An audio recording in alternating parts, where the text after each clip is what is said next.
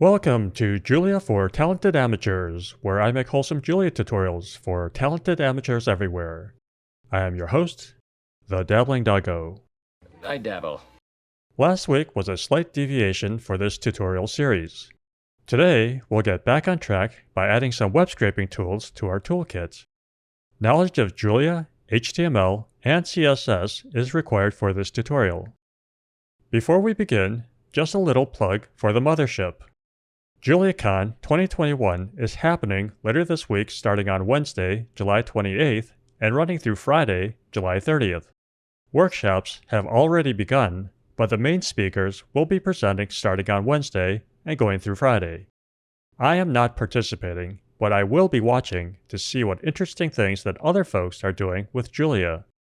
You can watch all of the presentations for free on the Julia Programming Language YouTube channel. The link is in the description below. Now, on with the show. According to Wikipedia, web scraping is data scraping used for extracting data from websites. Web scraping may be done manually, or it can be done programmatically. Programmatic web scraping may be done using various programming languages, so it's not exclusive to JavaScript. Today, we'll take a look at some Julia packages that will allow us to perform some basic web scraping tasks. The internet is filled with all sorts of useful information.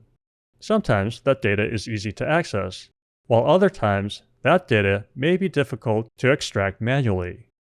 For those difficult cases, it's useful to have some web scraping tools in your toolkit. No discussion about web scraping would be complete without mentioning the legality and ethics of web scraping. As a disclaimer, I am not an attorney, and even if I were, I am not your attorney. If you have specific legal questions, you should always consult a legal professional and not rely on some random talking dog on the internet. The information being provided here is for entertainment purposes only.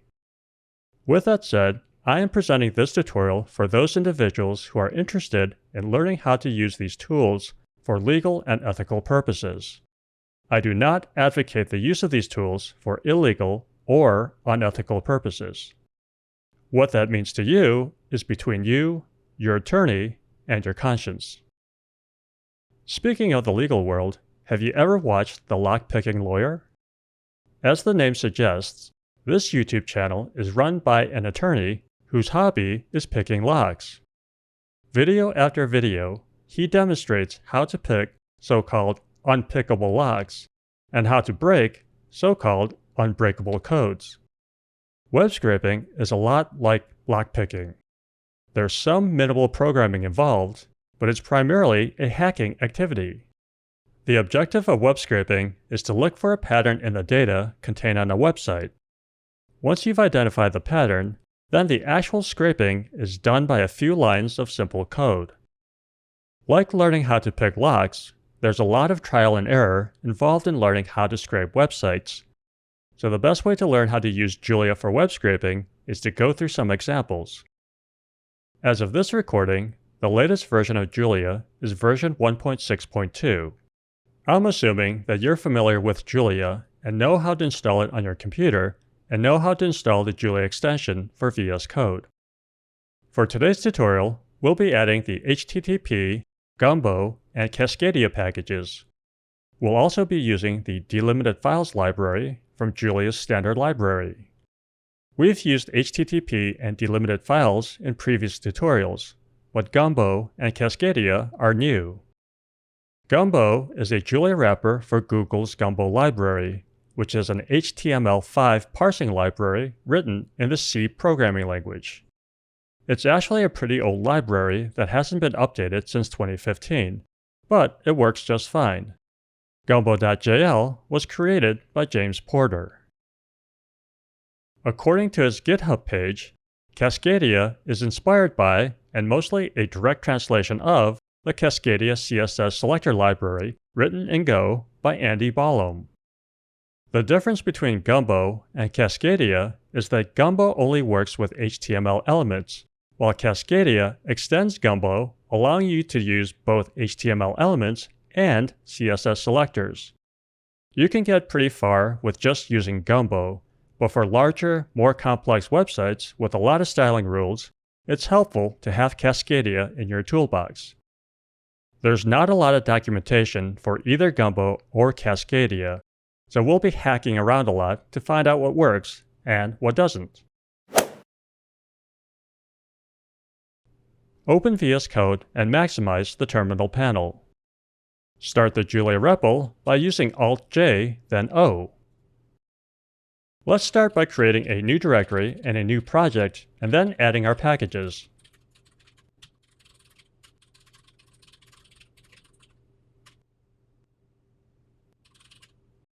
As of this recording, the latest version of Cascadia is version 1.0.1, the latest version of Gumbo is version 0.8.0, and the latest version of HTTP is version 0.9.12.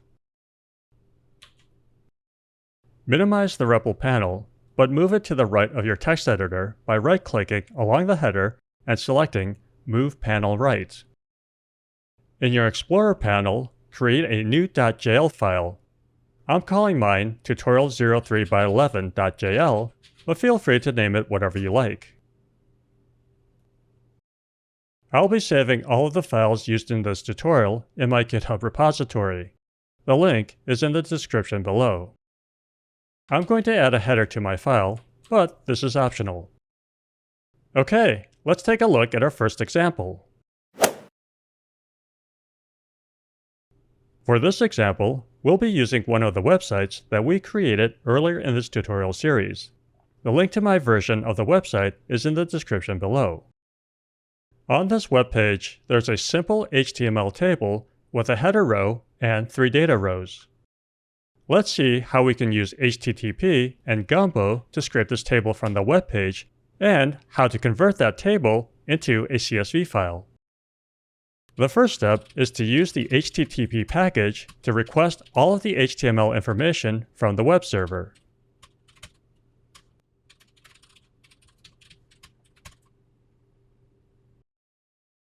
This is the same information that your browser is using to render the website on your computer. This is just the raw form of the HTTP response from the web server hosting the website. Next, we'll use Gumbo to parse that information into a form that we can use.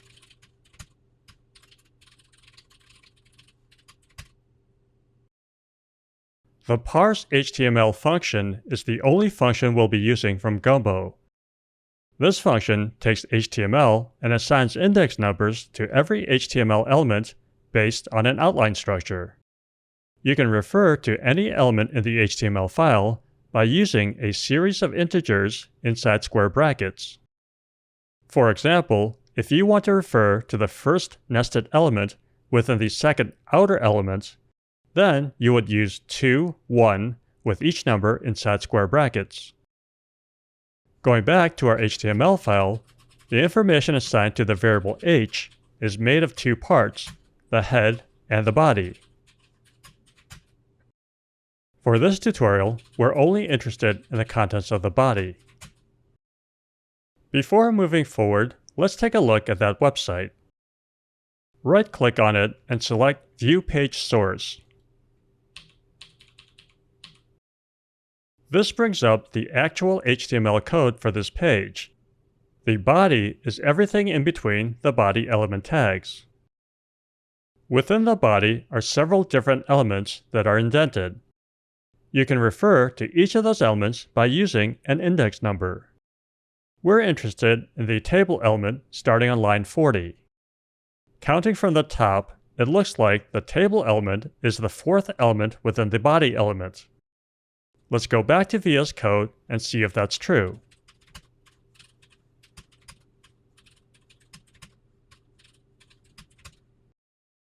Div class equals overflow is line 40 in the page source. So it looks like the table element is indeed the 4th element, just like we thought. Now, this is where it gets a little tricky. In the page source, it looks like our table data is wrapped in a few more elements, so we need to figure out how to index our actual table.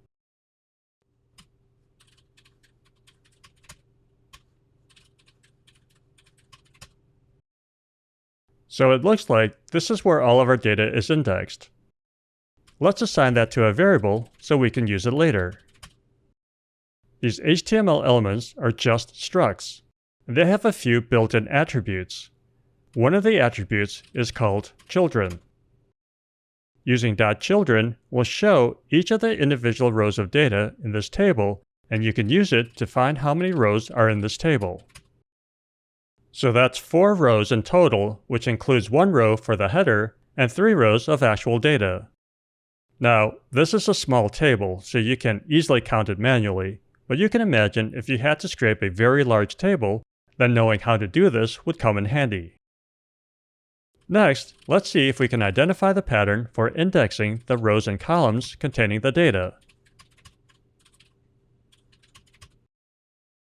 So it looks like the first index number for our table variable is the row number. Let's assign the first row to a variable called header. We can use the header to determine how many columns are in our table. Actually, you can use any row to figure out how many columns there are, not just the header row. Next, let's see if the next set of index numbers will give us the column information. So, it looks like the second set of index numbers will give us the column information. Finally, let's try to get down to the actual text without the HTML element tags. So the actual text is one more layer deep. You can extract the actual text by using the .text syntax. So now we've identified our pattern. All we need to do now is set up an empty vector and use a nested for loop to scrape each of the columns in each of the rows and push that data into our vector.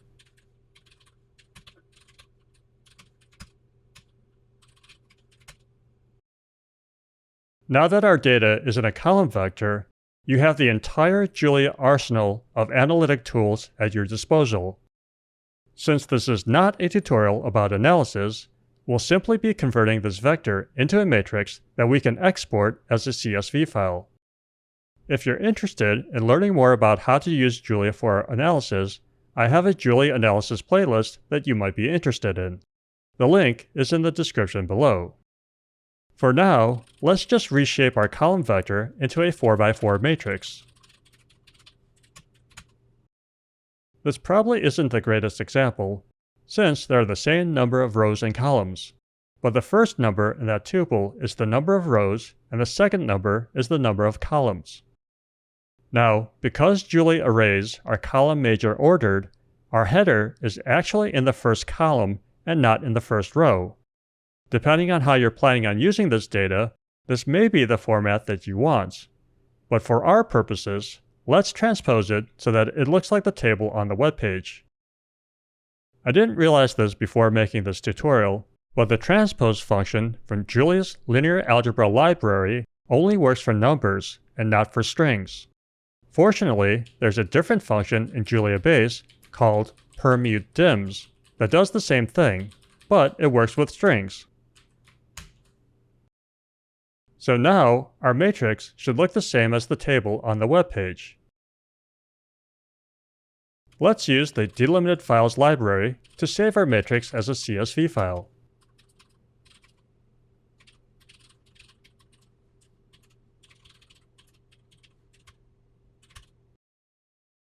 Open your Explorer panel and check out your new CSV file.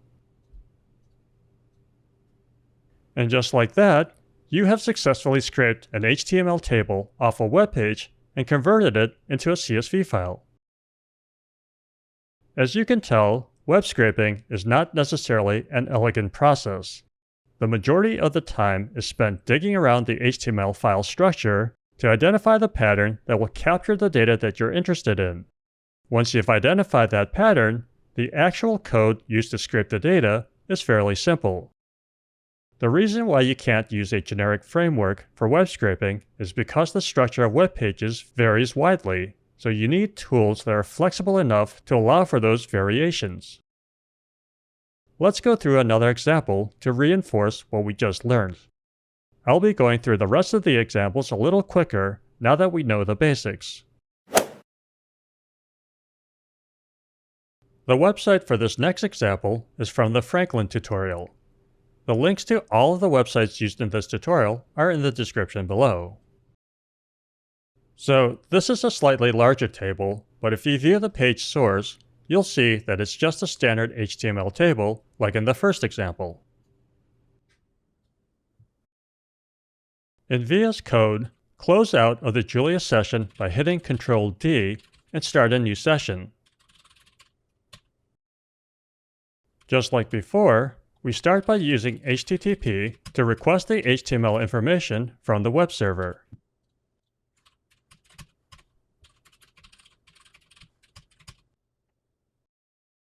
And then we use Gumbo to parse that information into a form that we can use.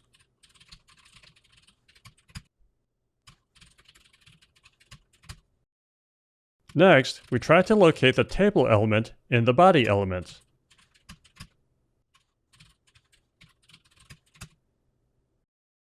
As you can see, this one is a little more difficult to find manually.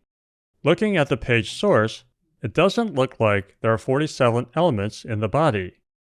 That's because there are lots of elements in the first line that were created by Franklin.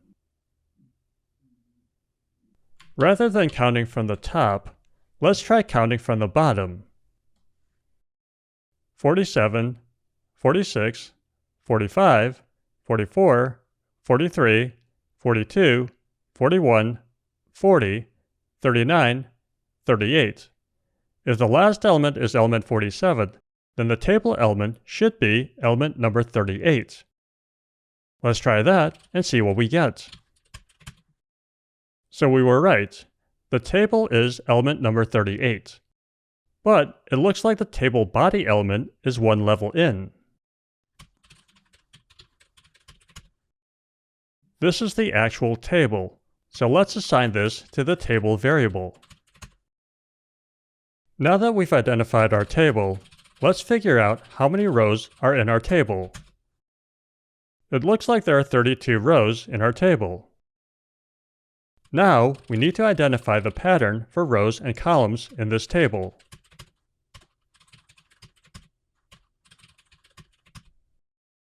Just like before, it looks like the first index is the row number.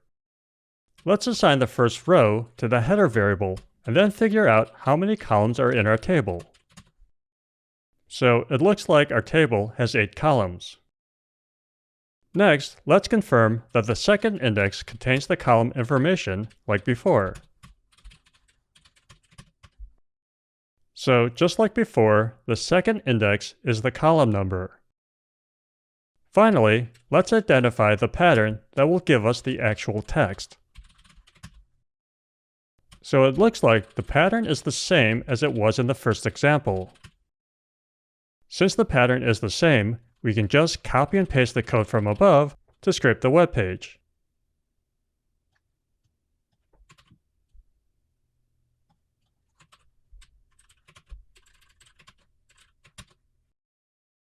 Now, at 256 elements, this is a much larger column vector than the first example. Let's reshape it to see how it looks.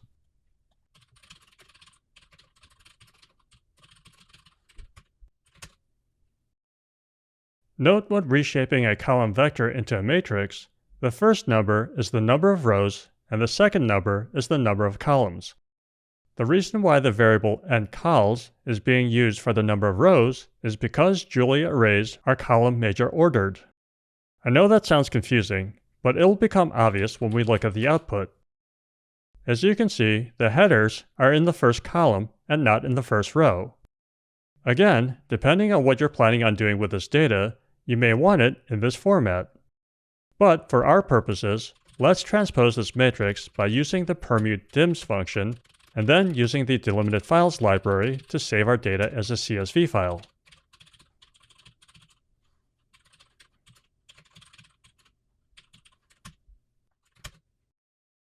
Take a look at your new CSV file and compare it to the table on the web page. The data should be identical. Okay, so hopefully you're getting the hang of scraping tabular data.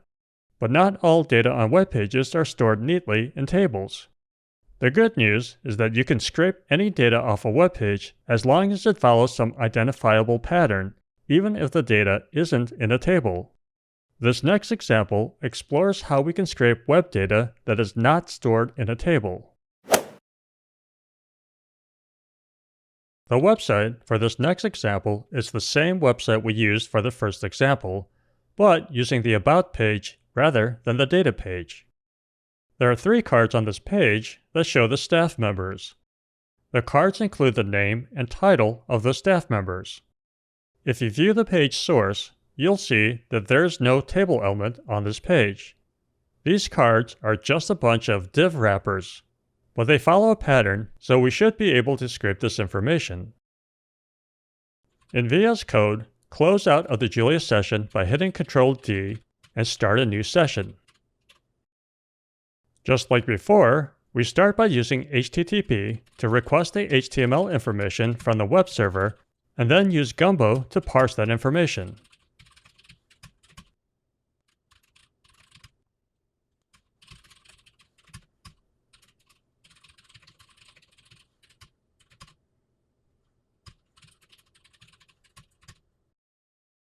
Next, we need to find the element that contains the information we're interested in. Since this is a simple web page, we can manually count the elements from the page source.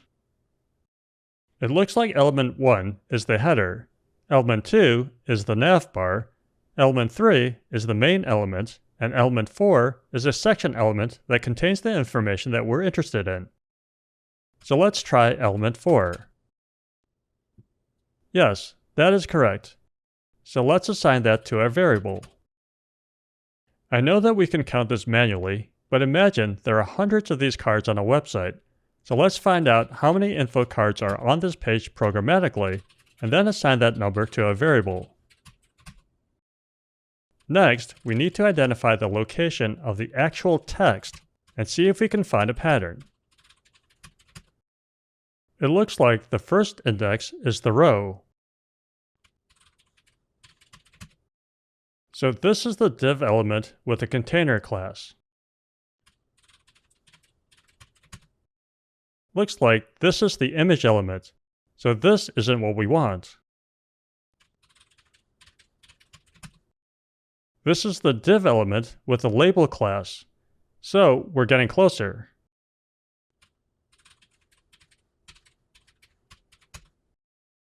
And this contains the actual text, so this is it. Yeah, this is it. So we found the pattern. Now that we know the pattern, all we need to do is use a simple for loop to push our data into a column vector.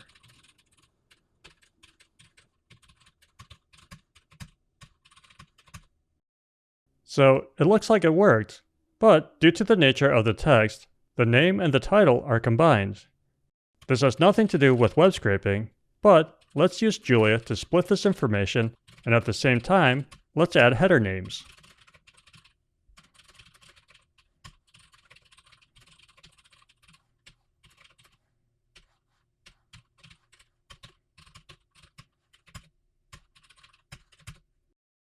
Okay, so we went from a 3-element column vector to an 8-element column vector.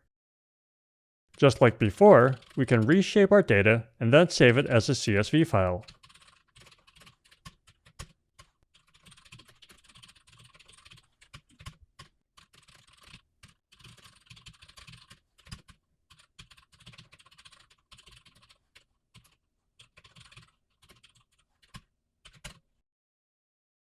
Open your new CSV file and take a look. Again, this is a simple example, but you can imagine that you're scraping a large site with hundreds of cards. Maybe it's not staff info, but product info with product names, model numbers, colors, sizes, prices, etc. As long as you can find a pattern on that web page, you should be able to scrape it. Now, if you go back to the page source, you'll notice that a lot of the HTML elements for this data was just for styling purposes.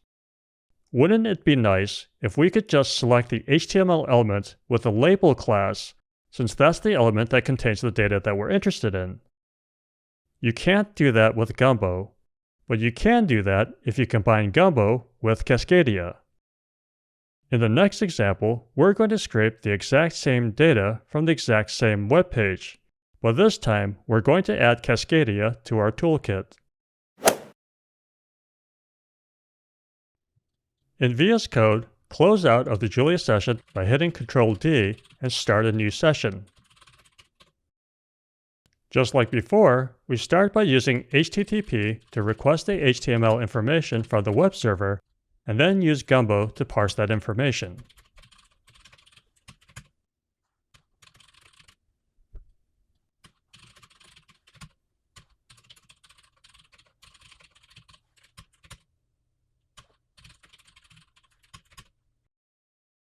This time, rather than hunting around for the correct element number in the body element, we can use Cascadia to select all of the elements that have a class label. The eachMatch function is from Julia Base, and it returns all matches that meet the search criteria. Selector is a mutable struct used in Cascadia that you can use to find a base HTML element, a class selector using the dot syntax, or an ID selector using the hashtag syntax, just like you would use in a CSS file. In this case, we're looking for a class selector named label, which is why we're using .label inside the quotes. So right away, we were able to locate our data.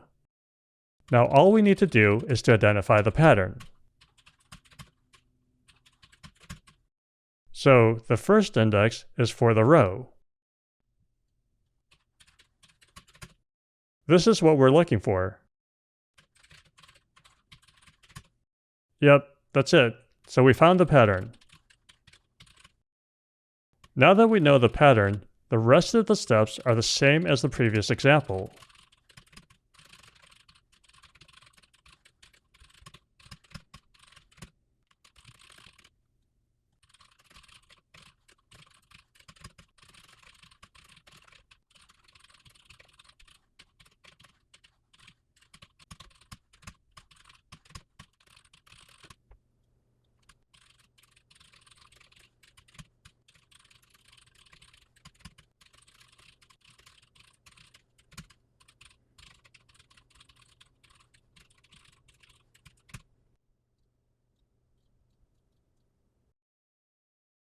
So this wasn't a huge time saver over the previous example, but you can imagine if you're trying to scrape a much larger website with a lot more CSS styling rules, then this Cascadia package would come in very handy. For our final example, we're going to leave behind our pristine sandbox examples and go into the messy real world by trying to scrape a table from a Wikipedia article using HTTP, Gumbo, and Cascadia. We're going to use the Wikipedia article on ISO 3166-1, which contains a couple of tables. We're interested in the table that contains a list of the country codes. In VS Code, close out of the Julia session by hitting Ctrl-D and start a new session. Just like before, we start by using HTTP to request the HTML information from the web server, and then use Gumbo to parse that information.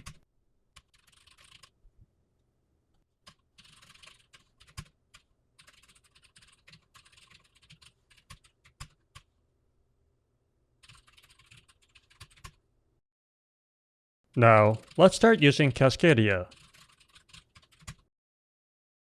Before moving forward, let's take a look at the page source for this Wikipedia page. Do a search by hitting Ctrl-F and do a search for open angle bracket table. It looks like there are 5 table elements on this web page. We're interested in the second one. It looks like that table element has a class named WikiTableSortable. Now, let's go back to VS Code and see how we can use Cascadia to find that table.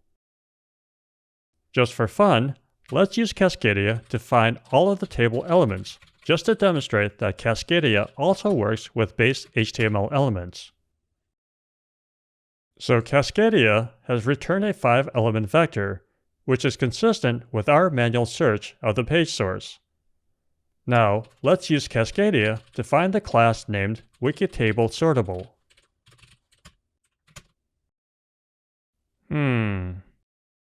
Cascadia returned an empty vector. Why's that? So it turns out that Cascadia doesn't like white spaces as delimiters inside class names. As a solution, you can use a dot to replace that white space. Okay, so now Cascadia has returned a 2-element vector, which is better. Now let's see if we can put our newly acquired code-breaking skills to work to see if we can find a pattern for the data that we're interested in. So it's pretty clear we're interested in the second table. So this looks like the pattern for the actual table.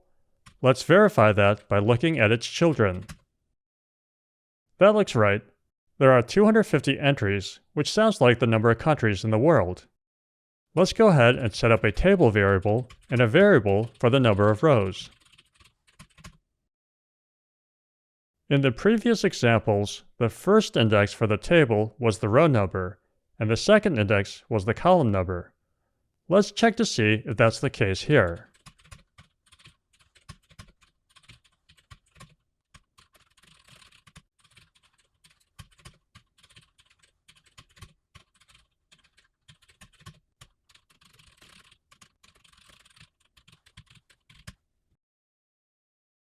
So far, it looks like this Wikipedia table is consistent with our sandbox examples. Now, let's go back to the Wikipedia page and take a look at that table.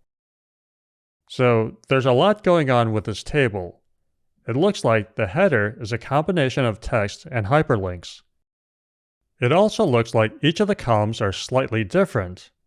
The first column contains an image and a hyperlink. The second and the fifth columns contain hyperlinks, but the third, fourth, and sixth columns do not. In the previous examples, all of our data followed a clean pattern, but in the real world, data may be stored in a messy mix of patterns. While it would be nice to find a pattern that fits this entire table, sometimes it's easier to split up the task by separating the header from the data, and then separating the data into individual column vectors. That's what we're going to do in this example. It's actually easier to create a header manually in this case, so I'm going to skip scraping the header. Let's start by trying to find a pattern for the column containing the list of countries. Looks like that's the index for the flag, so let's keep going. This looks like an anchor tag, so our text must be one layer in.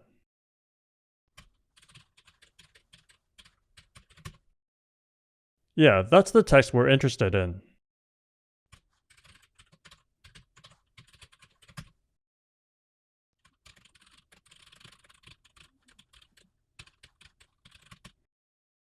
So, it looks like we found the pattern for this column of countries. Let's take a look at some more examples to see if they follow this pattern. So, right away, we got an error for the next row. Let's take a look at what this is. This looks like the anchor tag, so our text must be another layer deep. So, in the case of these islands, the pattern is slightly different. Let's check a few more rows.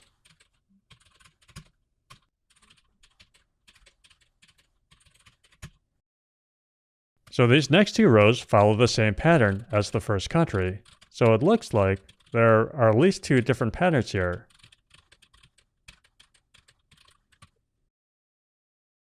This is a situation where we can use the try-catch syntax, where Julia will try the first pattern and if it returns an error, then Julia will try the second pattern.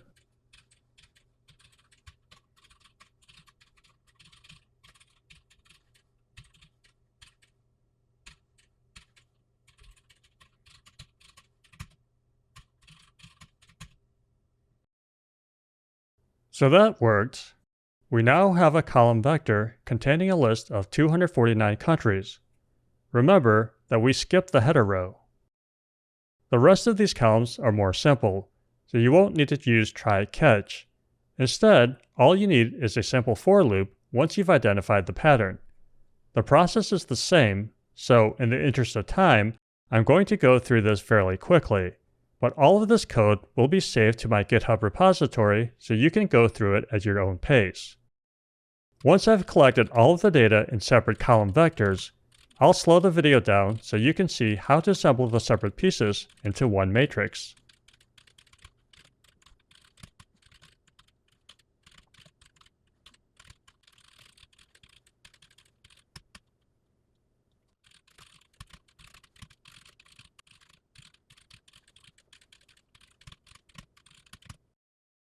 So that worked. Now we have a column vector with 249 alpha-2 country codes.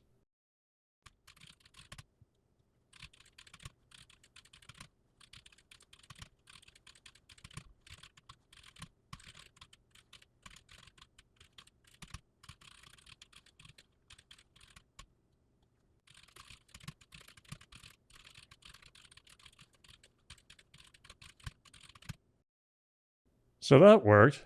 We now have a column vector with 249 alpha-3 country codes. Going back to the Wikipedia page, the column containing the data for the numeric codes looks the same as the column containing the data for the alpha-3 codes. So let's try using the same pattern to see if that works.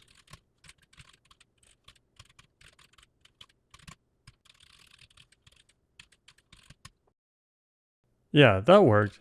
So we can use the same pattern and just change the column number. Okay, now we have a column vector containing 249 numeric country codes. Now, let's work on the column containing the subdivision codes.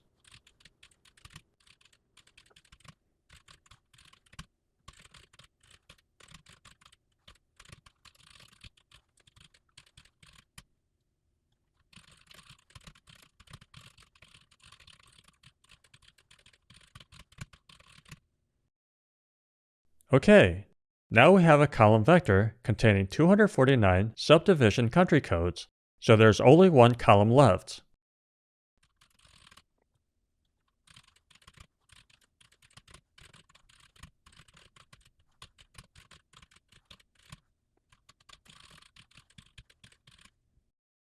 So finding the pattern was easy enough, but it looks like we're picking up the escape character for a new line along with our text. You can remove that escape character in Julia by using the rstrip function. The rstrip function removes characters from the right side of a string. Julia also has the lstrip function, which removes characters from the left side of a string. Okay, that looks better. Now, let's scrape this column.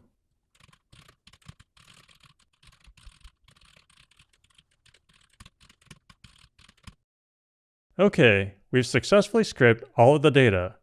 All we need to do now is assemble a matrix with a header, and then we can save our scraped data as a CSV file.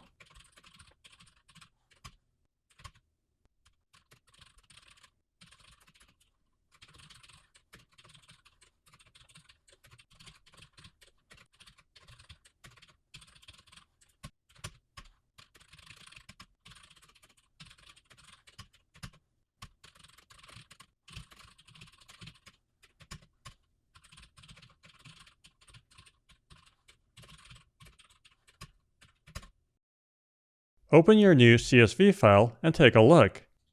With the exception of the header, it should be the same as the Wikipedia table.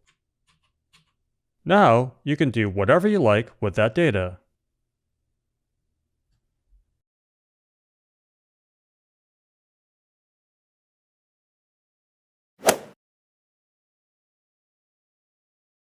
Okay, so that last example was ugly, but is probably more representative of what may be waiting for you outside of our sandbox environments. As long as you follow a disciplined, systematic approach to identifying a pattern, you should be able to scrape just about anything. Now, bear in mind that these techniques only work for hard-coded HTML files. The HTTP request will only pull in the HTML that is rendered by the web server. It will not pick up any HTML that is being generated dynamically by JavaScript on the client side inside a local browser.